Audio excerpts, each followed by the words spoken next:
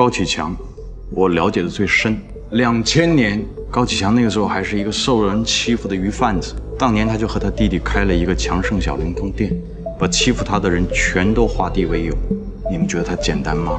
也是那一年，高启强进到了京海建工集团，成为项目经理，一个人1年身份完成3级跳。